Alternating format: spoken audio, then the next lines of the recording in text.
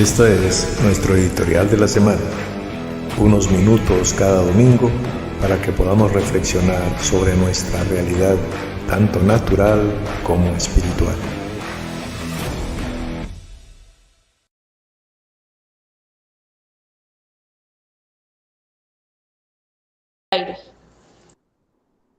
Hola familia, muy buenas tardes. Aquí estamos nuevamente en nuestro espacio editorial, buscando claridad, buscando participación, buscando luz y edificación para todos. Si nos quedamos quietos es como en una piñata, son los niños que se arrojan a recoger, los que cogen, los que no se mueven no llevan nada. Entonces, participación. Damas y caballeros, desde Call Center, desde el Control Master de BOR, Milena Hernández me estará reportando los textos que no tengo aquí acceso, estoy solamente en la cabina sin ninguna pantalla. Entonces, Milenita, tú me dices, ¿qué tenemos? Sí, ¿Qué señor, buenas tardes. Ya no, tenemos preguntas. ¿no? Sí Entonces ya, tenemos preguntas. pensé que ya estábamos terminando la reunión. Bueno, preguntas, sí, señora. Julio Humberto Mogollón. Hermano Alfredo, o sea que el reverdecer de la higuera no es el resurgimiento de la nación de Israel, sino nuestra propia justificación. No. Una, puede surgir una falacia de un sofisma así mal planteado. Nunca quise decir eso. Si lo di a entender, traigo claridad. Las escrituras nos presentan la figura, y Humberto lo conoce muy bien porque es un estudioso juicioso de los textos, del olivo, de la higuera y de la vid, como figuras en un momento dado de su pueblo. Ahora, su pueblo tiene una expresión terrenal y una celestial, la doble descendencia que se le permite entender o ver o percibir a Abraham, como la arena, como las estrellas. Muy bien, en el caso particularmente de la higuera, pues la higuera tiene doble, no doble fruto, sino doble momento del fruto. Tiene lo que se llama la fruta temprana, que Humbertico la vas a encontrar y todos ustedes en Isaías capítulo 28, versículo 4.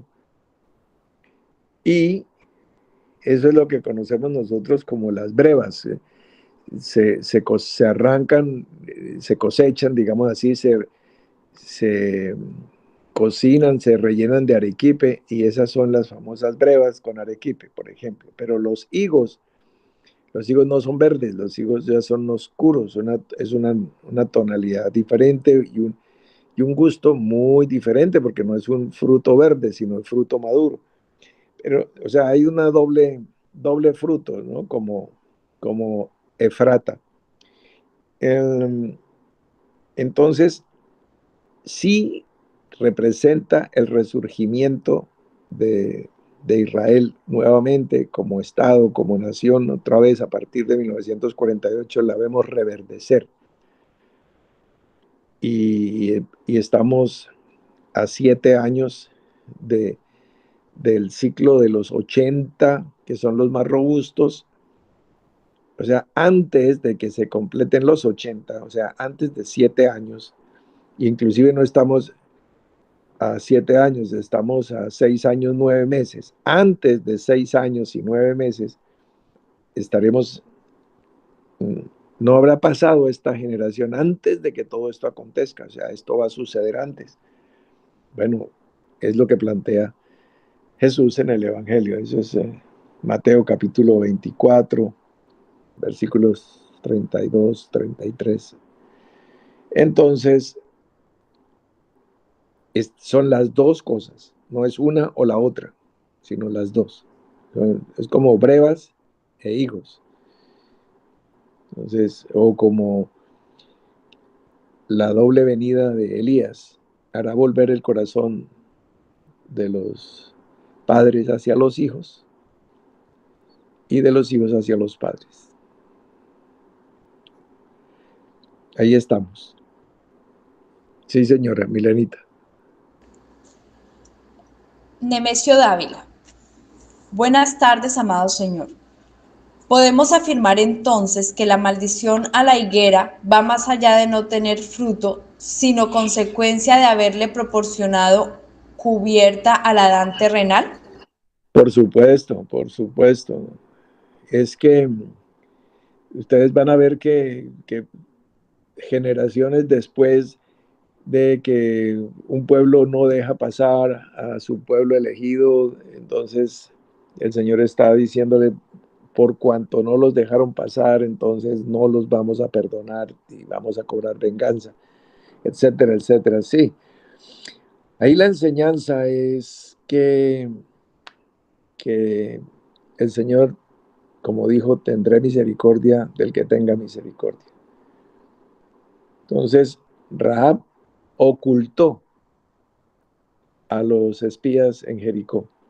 Y eso les significó, pues, no solo la salvación para ella y toda su familia y toda su parentela, sino ser injertada en la genealogía de Jesucristo. Bien, ella ocultó lo que debía ocultar. Las hojas de higuera fueron escogidas por el Adán terrenal para ocultar lo que no debería ocultar y que sobre todo querían ocultar de la visión de Dios o de los ojos de Dios. Y entonces ese es el punto. ¿A dónde oiréis de mi espíritu? Entonces sí, claro, esa es la enseñanza. No es que Dios ande castigando hojitas o ramitas, sino lo que significa la trascendencia de la cosa.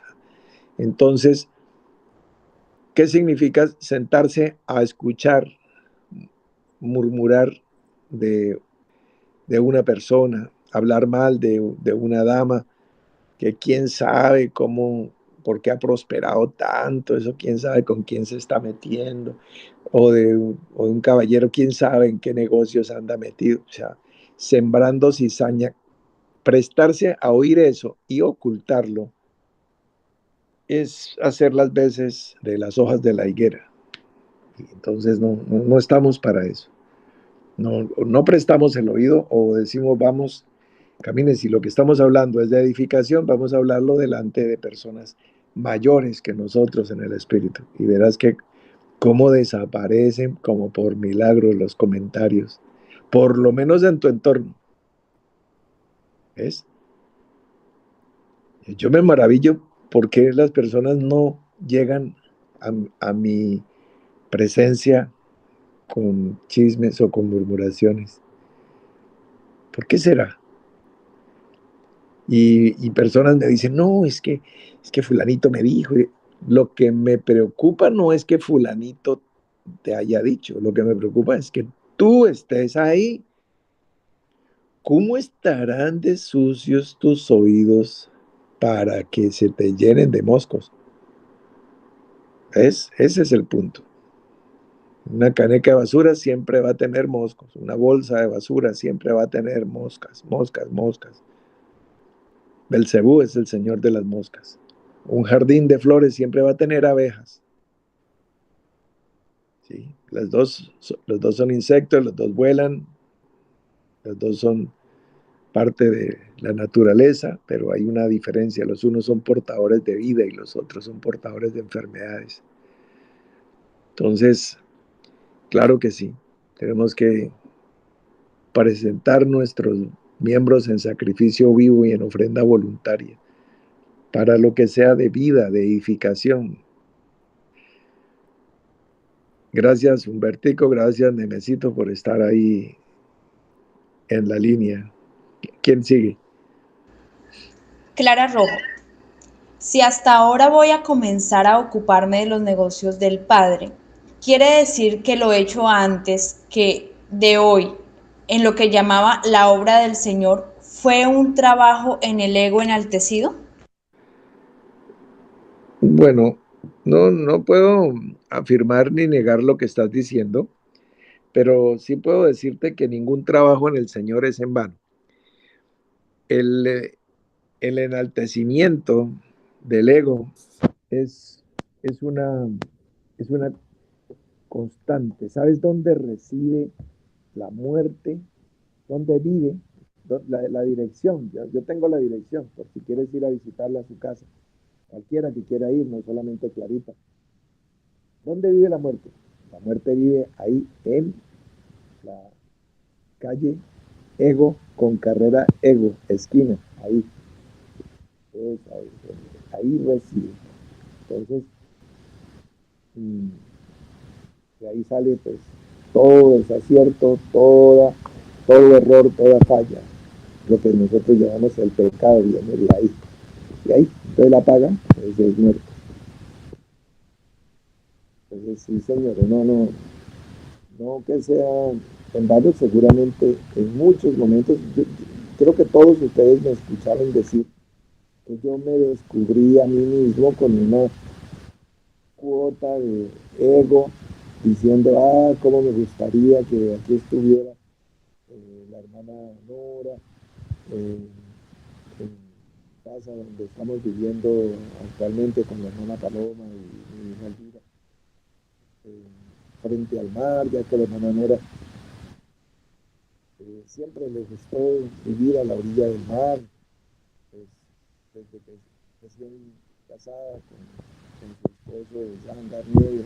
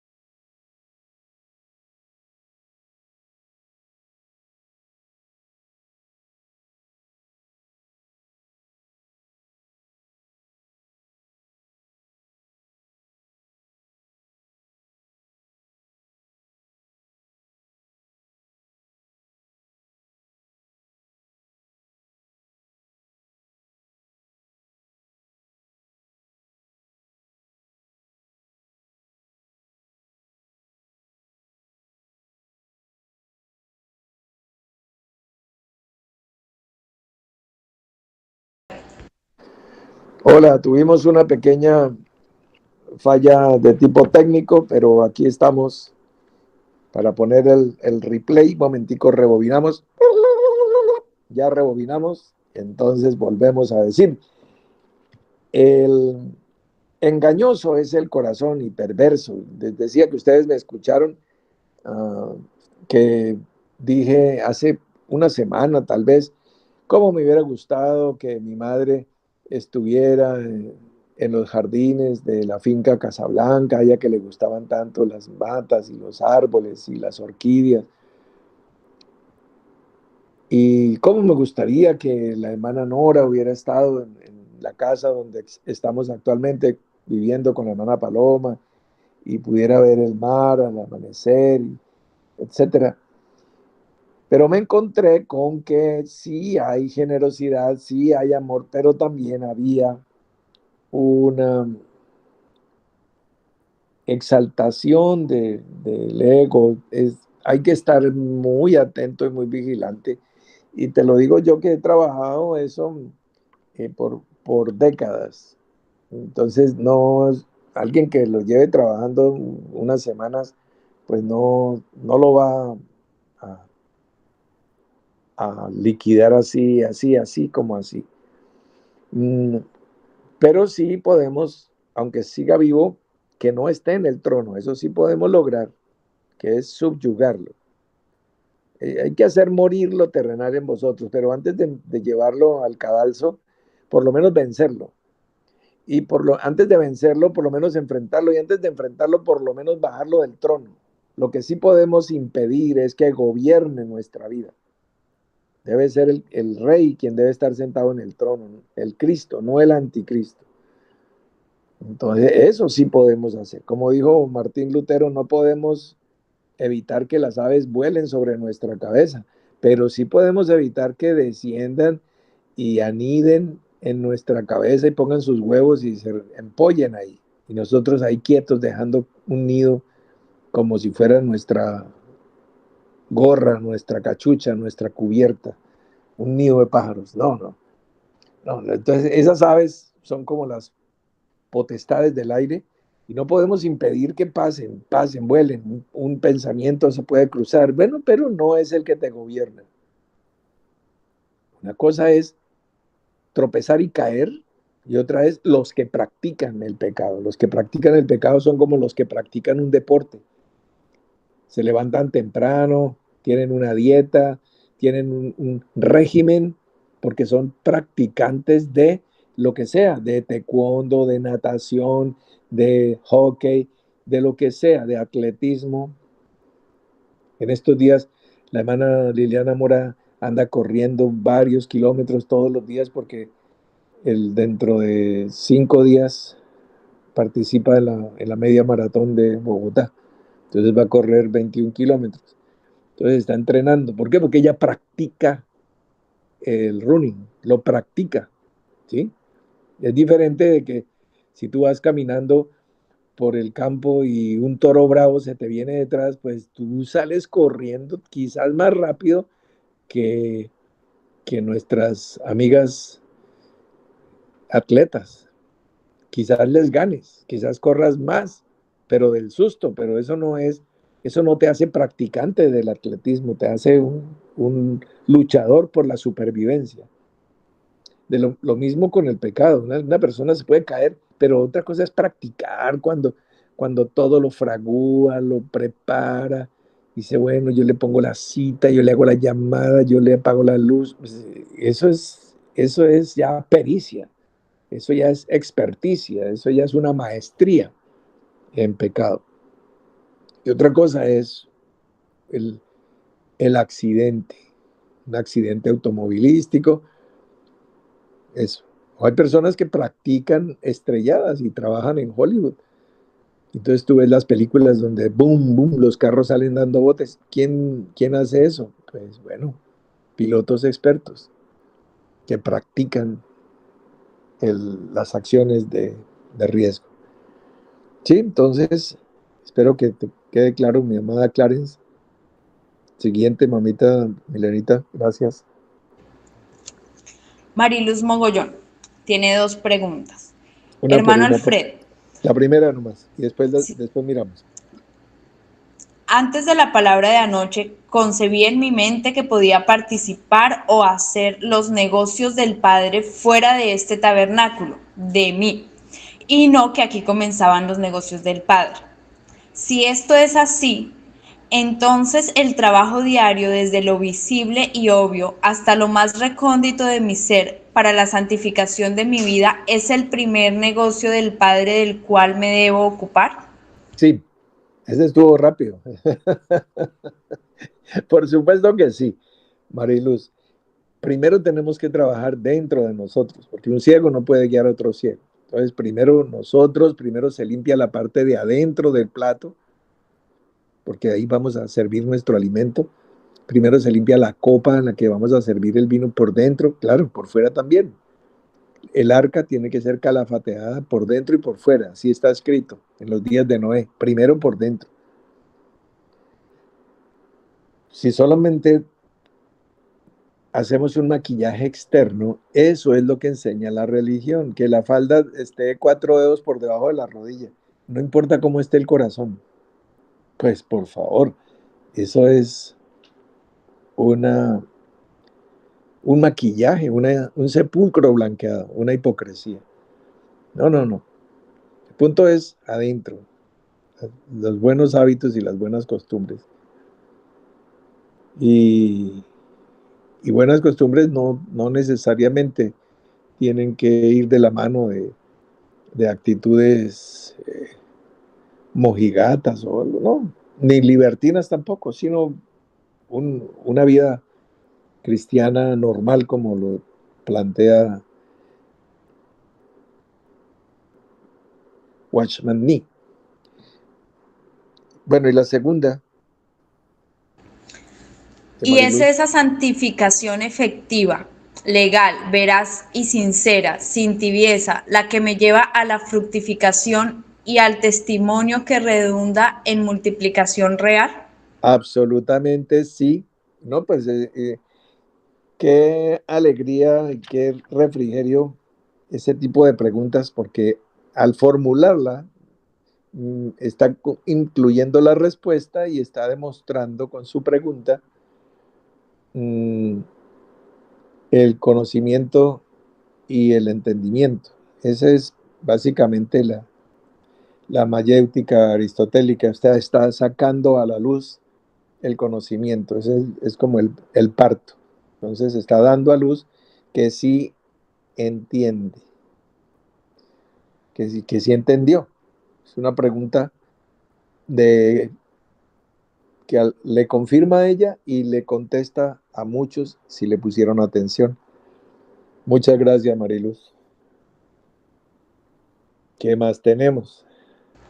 Sí, señor, llevamos 20 minutos. La siguiente pregunta es de Alex Carrillo.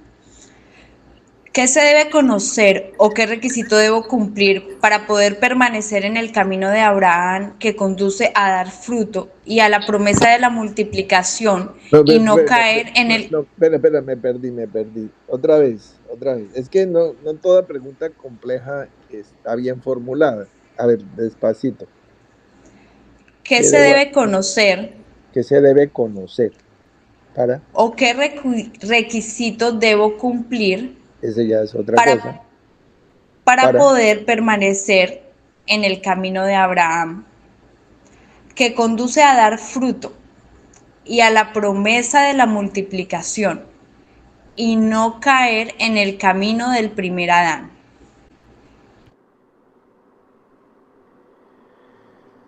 Ok, ¿qué se debe hacer para permanecer en el camino de... Bueno, pues lo hice en la epístola a los hebreos y bueno, lo enseña Pablo en repetidas ocasiones.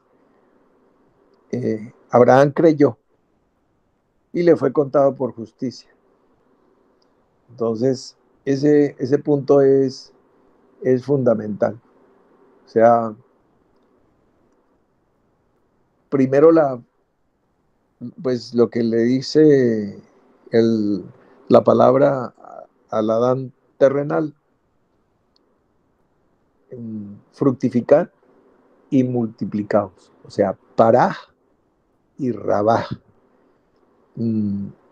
Ayer Fernando Acevedo nuevamente nos aportó en el chat los textos, no los escribió BOR, pero los aparecieron en el chat, o sea, fue perfecto para pues que vieran la ortografía y la gramática hebrea tal cual. Entonces, primero, fructificar, o sea, ¿cuándo se fructifica? Cuando llega Cristo al corazón de Alex o de Clara o de Humberto o de Nemesio o de Mariluz o de cualquier otro que estamos aquí en esta tarde conectados, llega la palabra como una semilla.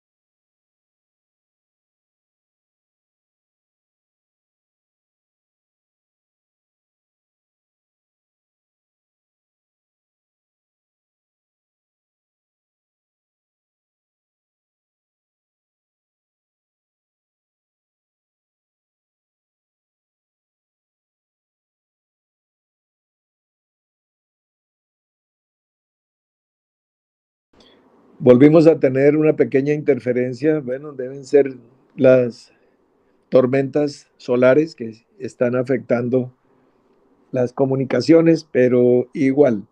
volvemos a replantear. Cualquiera de nosotros, no solo los que han preguntado, sino todos nosotros, recibimos una semilla al empezar nuestra vida espiritual.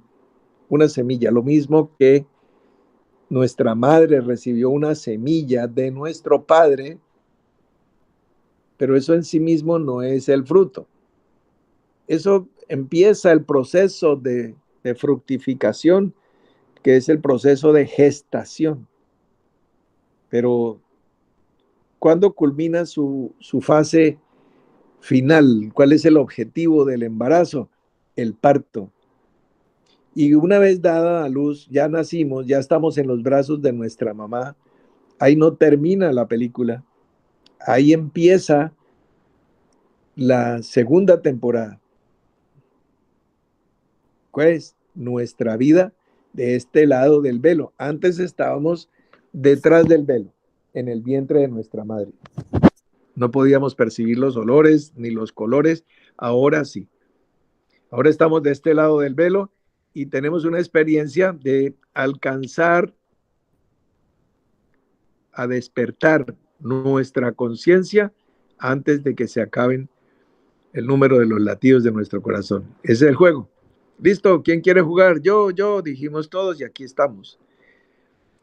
Y bueno, yo estoy en la parte de aporte, soporte, apoyo, ayuda para colaborar en el proceso de despertar. Las personas se van despertando y se irán levantando para iniciar su proceso de ascenso. Entonces, Alex preguntaba en el caso del camino de Adán y el camino de Abraham. Bueno, el punto es, ¿cuándo se fructifica? Entonces, bueno, cuando Taré finalmente tuvo entre sus brazos a Nacor y Nacor a Abraham, y entonces pero Abraham tiene un día de nacido. Ese es un fruto, pero no es el fruto que estamos hablando. Hay que esperar y esperar y esperar, y bueno, cuando ya tiene 85 años, tiene relaciones con Agar. Cuando tiene 86 años,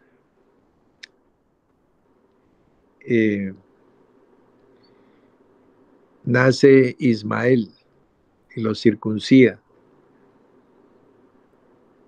Cuando tiene 99 años, recibe la promesa del hijo con la libre, con la elegida. Entonces, no es fructificar por fructificar, no es tener hijos con cualquiera.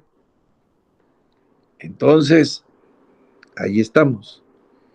¿Cuándo fructifica Abraham? A los 100, o sea, 14 años después. Desde la promesa hasta la circuncisión, hay 14. Entonces, ahí sí es la multiplicación. Pero primero, todo lo que tuvo que florecer, germinar, morir en la vida de Abraham, cuántas angustias pasó, cuántas veces murió Abraham antes de sus 99 años, en distintos momentos.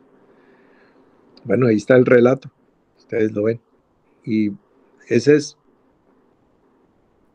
Adán, pues claro, termina multiplicándose afuera de la comunión que tenía con Dios en el Pardés, en el huerto. Sí, señora. La última. Sí, señor. ¿Cómo sé que estoy o cómo hago para estar en los negocios del Padre? No, no, menos mal que no me dijiste el nombre. No lo digas. No lo vayas a decir. Con eso le puedo contestar a la persona sin que... pero todo el mundo lo vio.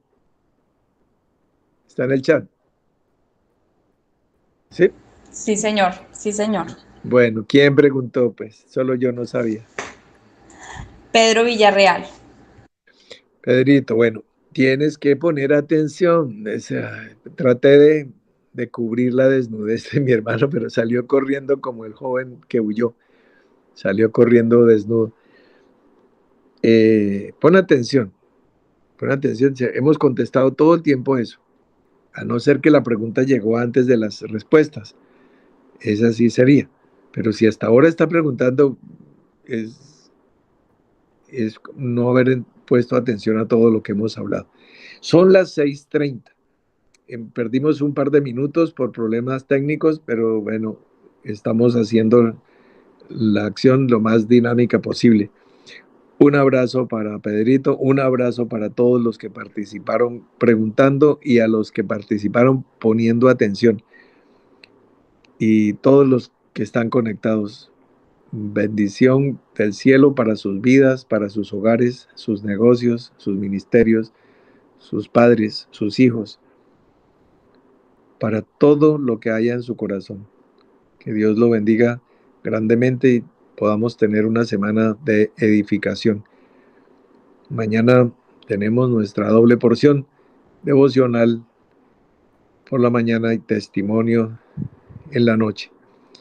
Hasta entonces, mis amados, un fuerte abrazo, un gusto de haber estado conectado con ustedes y bueno, ese par de minutos que perdimos en la falla técnica, pues me los tomé para despedirme, para que se haga todo decentemente y con un orden que les dé la dignidad a cada uno de los que se conectaron.